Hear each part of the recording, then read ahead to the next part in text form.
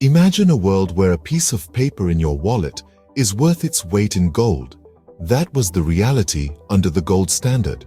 This was a unique monetary system where a country's currency had a value directly linked to gold.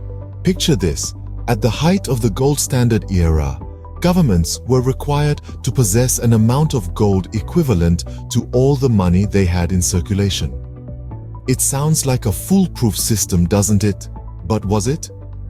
The gold standard wasn't always the gold standard. During the 19th century, this system of monetary exchange took center stage, becoming a global phenomenon. Countries stored gold as a guarantee to redeem promises, to pay depositors, note holders, or trading peers, and this practice provided a sense of security and stability.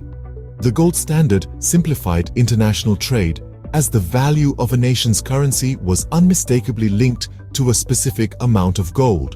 However, as we moved into the early 20th century, the golden shine began to tarnish. The world was hit with economic crises, and the inflexibility of the gold standard turned into a stumbling block. The inability to inflate or deflate a country's own currency in response to economic conditions led to severe financial constraints. And so, the fall began.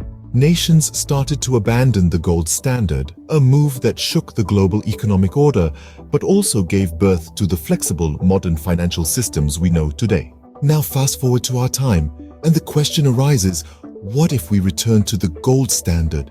It's a thought-provoking question, isn't it? Let's delve into this hypothetical scenario.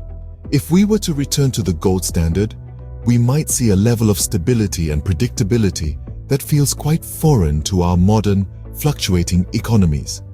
Gold, being a tangible asset, has an inherent value that doesn't waver with the whims of politics or market speculation. This stability could potentially anchor our economies, providing a steady platform for growth.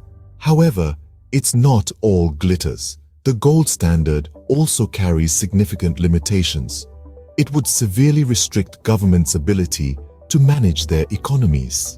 In times of economic downturn, for instance, governments often employ strategies such as adjusting interest rates or initiating quantitative easing.